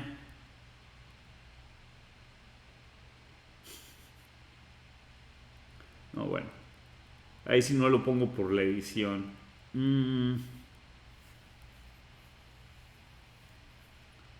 Más propaganda. Twitter cada vez se llena más de propaganda. Osvaldo Ríos dice, con ustedes la presidenta que fuera de su país habla de paz como si fuera el Dalai Lama, pero en él se comporta como pandillera, califica como derecha todo aquello que la cuestiona y luego tilda a esa derecha de enemigo que debe de ser exterminado. Vamos a ver qué fue lo que dijo. La derecha es el odio. La derecha es la discriminación. La derecha es el clasismo, el racismo. La derecha es la represión. La derecha es el odio. La derecha... Ojo, hay que tener mucho cuidado cuando se utiliza ese tipo de argumentos. La derecha no es ni el odio, ni es la discriminación, ni es el clasismo. La derecha termina siendo un modelo económico donde se promueve un menor Estado, donde se promueve menores impuestos y mayores libertades para el individuo. No quiere decir que sea perfecta. De hecho, hablar de derecha y hablar de izquierda me parece cuando menos ya un poco irrisorio o un poco de otra época. Creo que ya estamos ante fenómenos sumamente distintos. Sería tan insulso como decir que el gobierno de Sheinbaum es de izquierda cuando sabemos que actúa más parecido a la derecha que ella misma señala. Vamos a a continuar ya casi para finalizar, que hoy fue un día sumamente tranquilo. Dice Laura Brujes, lo lograron, finalmente lo rompieron. El senador Rolando Zapata se quejó de sus reclamos en redes sociales por la iniciativa para la IA, que según hubo confusión en los términos y conceptos en torno a la libertad de expresión. Esto se dio durante la presentación de un libro sobre IA y emprendimiento. Típicamente, cuando los políticos quieren intervenir directamente en las redes sociales, quieren intervenir directamente pues en la poca libertad que nos queda como ciudadanos, pues la respuesta siempre es la misma, y la respuesta es totalmente de rechazo hacia aquellos políticos que suelen proponer este tipo de sandeces.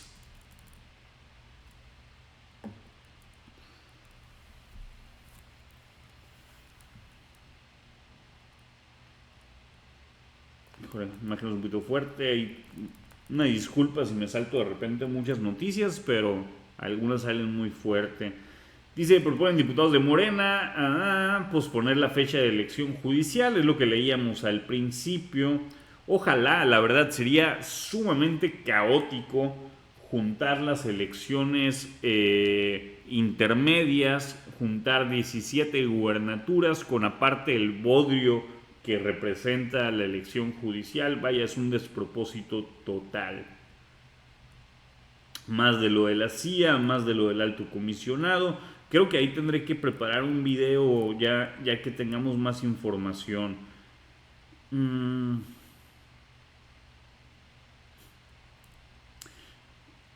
Digo, hay que tomarlo de donde viene. Este video viene de La Derecha Diario, aunque está retomado de N+. Y dice, regañaron a Marcelo, circula un video del representante comercial de Donald Trump, Jamieson Greer, alzándole el dedo índice al incompetente Marcelo Ebrard, mientras el inútil se queda observando, asistiendo con la cabeza tras conversaciones sobre el TEMEC. El día de hoy comenzaron estas reuniones para el Tratado de Libre Comercio, un tratado que es fundamental para los tres países, pero sobre todo para México, del cual depende bastante su economía en cuanto a la relación comercial con los Estados Unidos.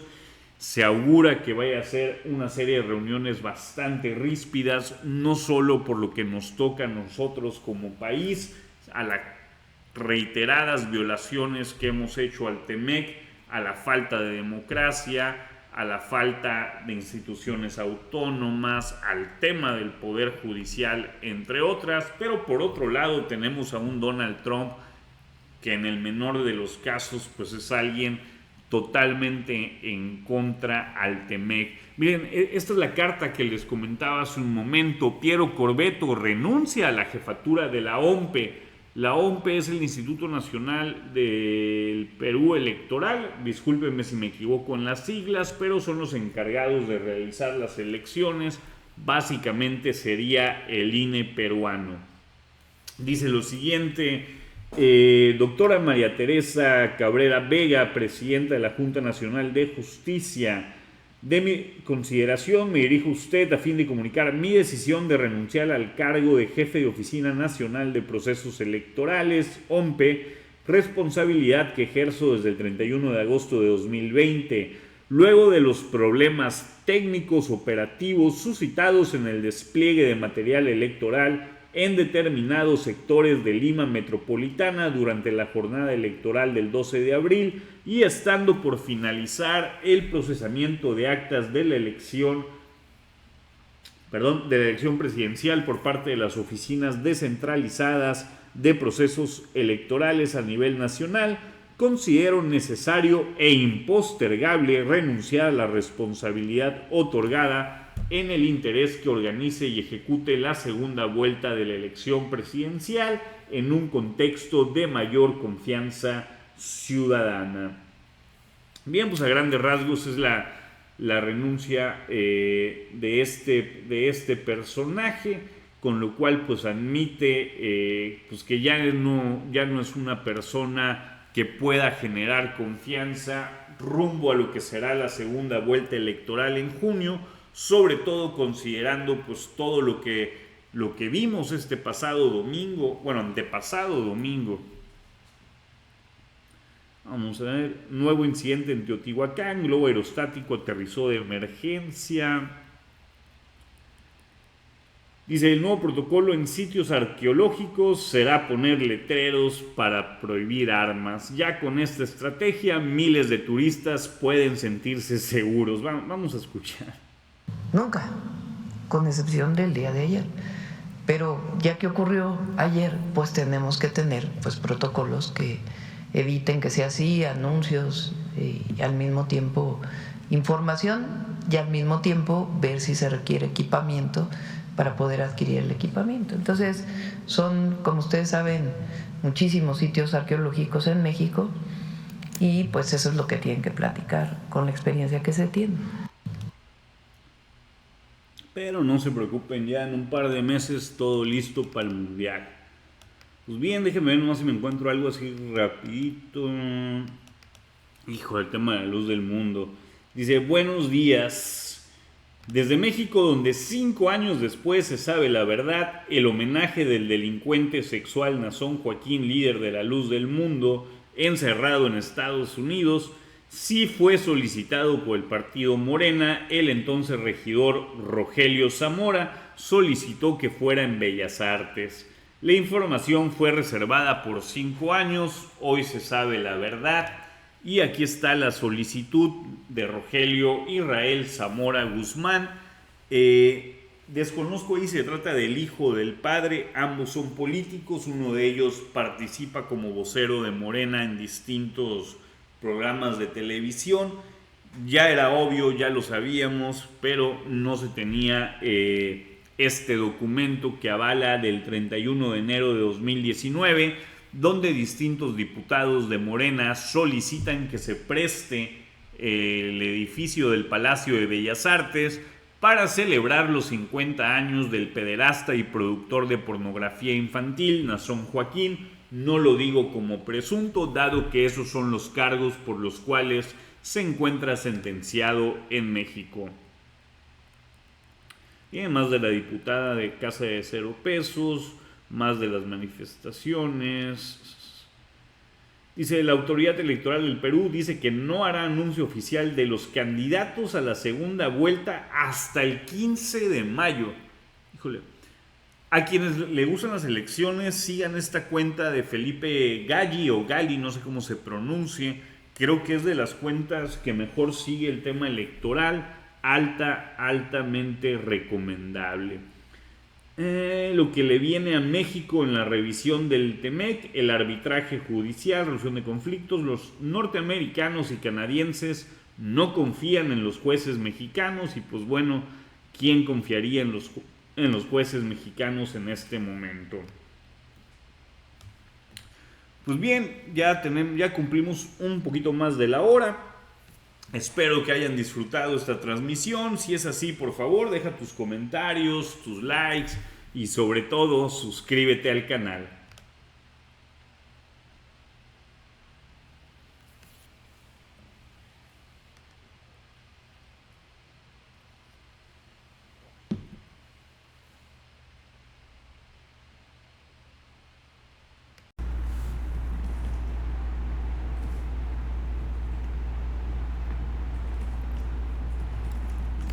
Bien, pues bienvenidos a la Plaza Digital, este espacio donde solemos ver cuál es el chisme en las redes sociales. Debo de admitir que es mi espacio preferido. El día de hoy ha sido un día sumamente ajetreado en el Senado. Hace unos momentos transmitimos lo que fue la sesión de comisiones por este escándalo de agentes de la CIA participando en operativos en Chihuahua. En un momento más lo estaremos viendo la transmisión en vivo en el Senado para ver cómo continúa este tema, cómo se va desahogando. Por lo pronto, el punto de acuerdo está para que la próxima semana comparezca la gobernadora y el fiscal de Chihuahua ante el Senado para aclarar estos hechos. Curiosamente, no se citan a quien en teoría tendrían la responsabilidad, que es la Sedena, que es la Secretaría de Seguridad Pública y obviamente Relaciones Exteriores. Pero bien, primero que nada, pues vamos a ver cuáles son los chismecitos que están ahorita en las redes sociales.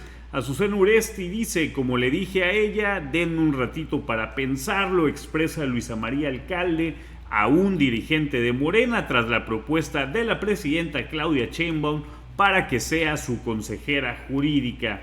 Ya la buscaré para plantearle mi decisión, así lo dice Luisa María Alcalde. Desde hace aproximadamente 3 semanas comenzó este rumor que ante los malos manejos, el rompimiento con los aliados, las derrotas electorales del año pasado, pues estimaba la salida de María Luisa Alcalde al frente de Morena. Parece que esto ya es un hecho, ya la propia presidenta le extiende una invitación para irse a la consejería jurídica, de tal manera que dejaría el cargo de presidenta de Morena.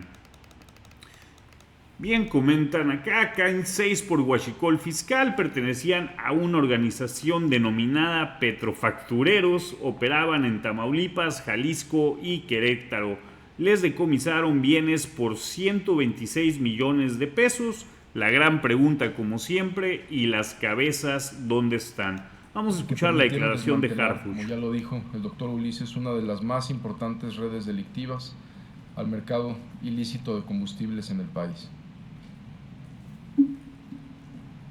Estas redes operaban mediante un esquema integral que abarcaba desde la extracción ilegal de hidrocarburos, su traslado y almacenamiento, así como su distribución y comercialización, utilizando pipas, tractocamiones, incluyendo el uso de... A ver, por una parte, qué bueno que se den este tipo de decomisos, que se den estas detenciones, se celebra, es algo que el sexenio pasado no solamente no sucedía, sino que hasta se negaba. Sin embargo, la gran pregunta sigue siendo ¿dónde están las cabezas?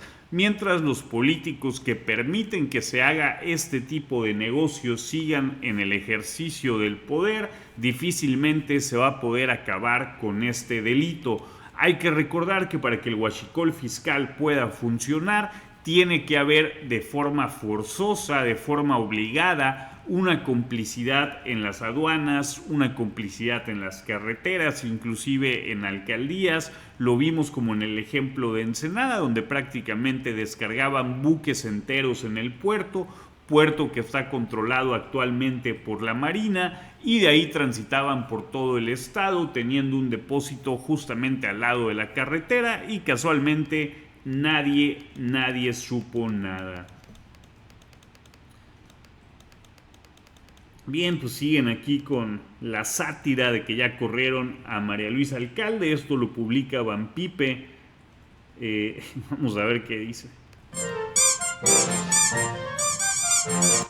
Ayer decidí, y hablé con ella, invitar a Luisa María Alcalde a la Consejería Jurídica.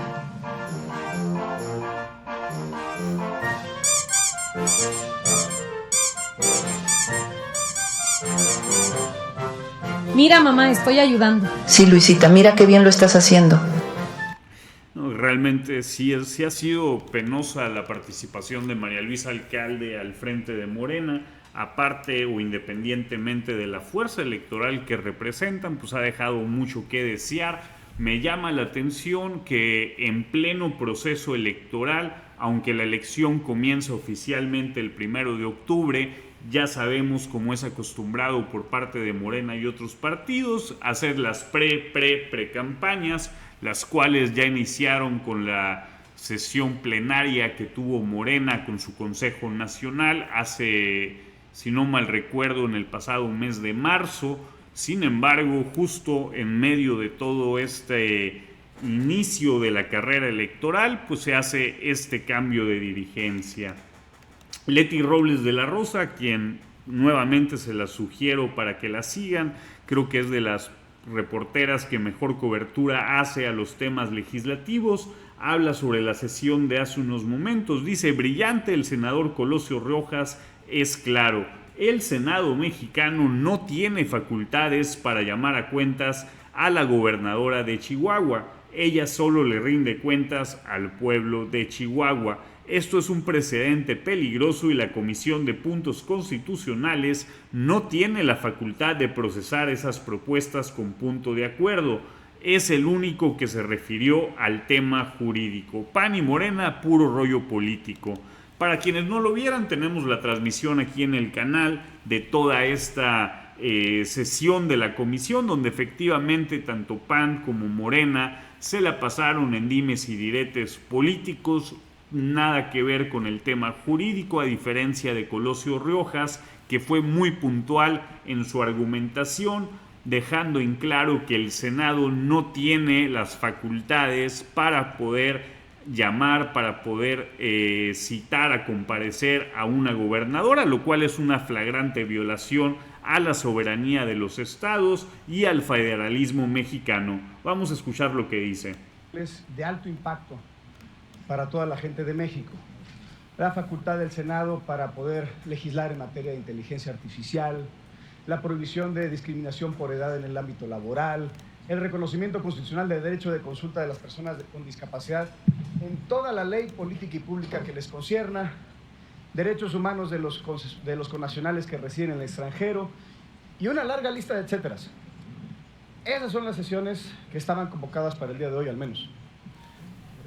Pero en lugar de estar celebrando eso, en cambio estamos aquí desplazando esas reformas urgentes, sustantivas, para debatir este punto de acuerdo que, con todo respeto que merece esta comisión, no tiene en su base una cuestión constitucional, sino una motivación 100% política. Por favor, empecemos reconociendo eso.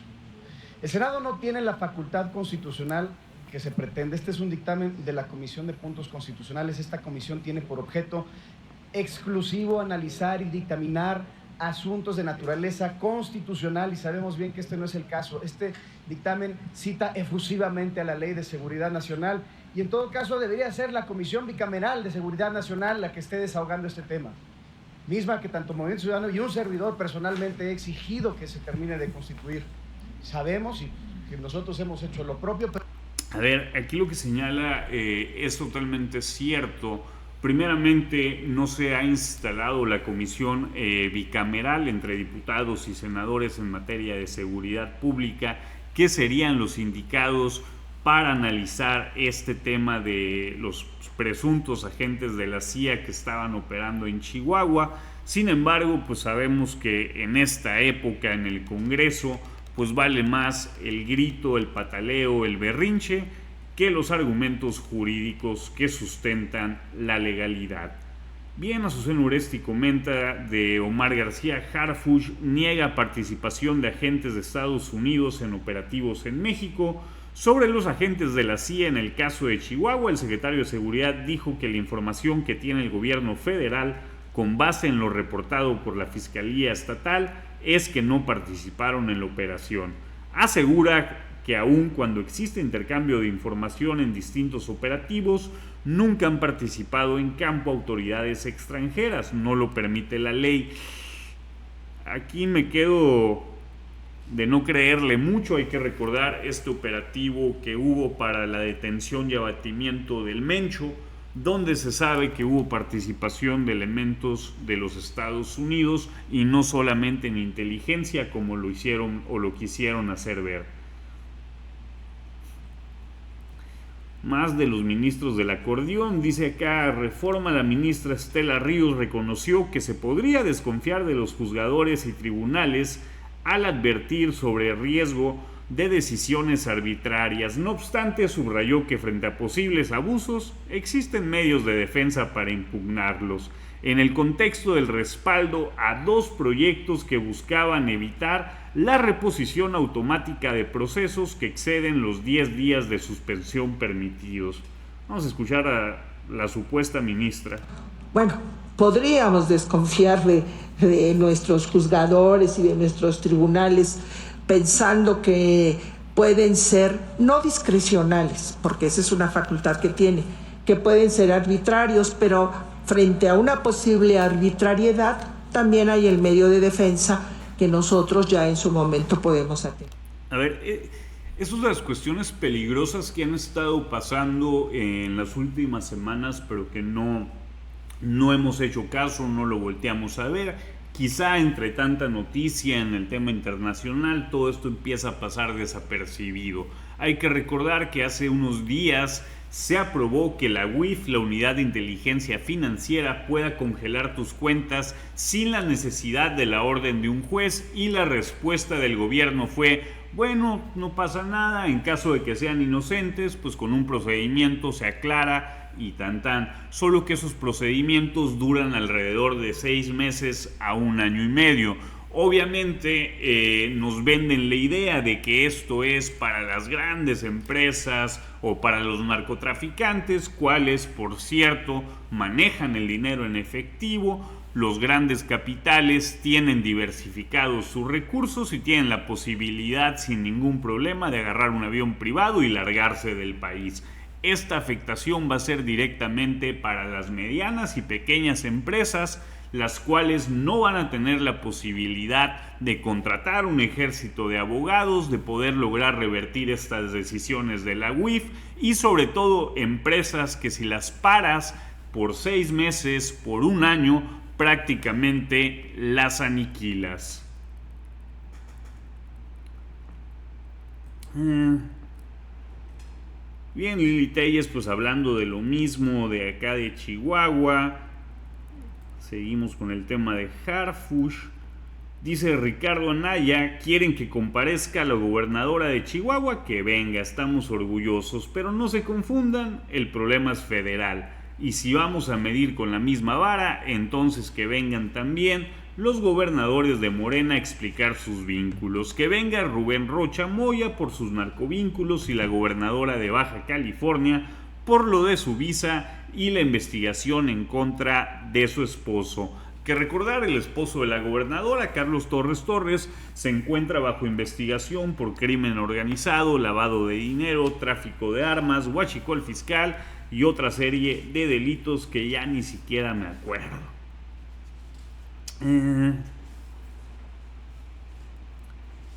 Dice por acá, ya es oficial como secta destructiva, ahora pueden referirse hacia los testigos de Jehová en Madrid. Justicia de España lo avala y protege críticas de víctimas. El tema de las sectas está de mucho cuidado, digo, lo estamos viendo aquí en México con el tema de la luz del mundo, pero obviamente pues esto sucede en todas partes. El alto comisionado de Naciones Unidas, Volker Turk, dice: no son necesarias las entrevistas oficiales para conocer el deterioro y vulneración a las instituciones y a los derechos humanos en México. Basta verificar las aparentes reformas constitucionales inconvencionales aprobadas por las mayorías fictas. Ejemplo, reforma contra la independencia judicial, contra el federalismo, el municipio libre y la última del artículo 127 constitucional, que vulnera los derechos adquiridos de las personas pensionadas. Por el respeto a los derechos humanos, hoy inicia la protesta en Michoacán. Creo que a raíz de que se dio esta resolución por parte del Comité de Expertos de Desaparición Forzada de la ONU, que activa el artículo 34, con el cual se le solicita al secretario general de la ONU que pase a la Asamblea el tema de las desapariciones en México, pues esto ha causado un gran revuelo, y esto como algo positivo, si lo queremos ver, ha puesto a la luz todo el proceso de erosión democrática y de erosión de los derechos humanos que estamos viviendo en México. Bien, continuamos por acá. Digo, esta cuenta es parodia, pero dice: el tirador de Teotihuacán era una maraña de ideas extrañas e incoherentes. Dejen de buscarle origen en su partido político más odiado y entiendan que hay gente que solo está loca y ya, totalmente de acuerdo. Javier Corral habla de su participación en la sesión de hace rato sobre la gobernadora Maru Campos, en la cual parece que se le olvida a Javier Corral que él fue gobernador panista de Chihuahua y que salió huyendo por un proceso penal, que gracias al fuero que le otorgó Morena, pues no tuvo que presentarse ante el juez. Sheinbaum pide a Chihuahua y Estados Unidos explicar operación de agentes en México. ¿De verdad el gobierno federal no sabe de las operaciones en nuestro país? ¿O si saben y no quieren o pueden decirlo? Vamos a escuchar a la presidenta a ver qué dice al respecto. Esto en la Constitución y no puede haber agentes de alguna institución del gobierno de Estados Unidos operando en campo. Eso ha quedado muy claro. la Ley de Seguridad Nacional. No sé si pones los artículos. Esta fue publicada por el presidente Andrés Manuel López Obrador en su momento. Y después nosotros reafirmamos esto en la Constitución de la República. Entonces, si ponen los artículos de la ley, los agentes extranjeros deberán observar las siguientes disposiciones. Esta es la Ley de Seguridad Nacional. Solo podrán desarrollar las actividades de enlace para el intercambio de información con autoridades mexicanas en términos de lo dispuesto en la acreditación que se hubiese expedido a su favor. Primero tendrían que haber estado acreditados para desarrollar labores específicas. Esto se está verificando si estaban acreditados o no en nuestro país. Segundo,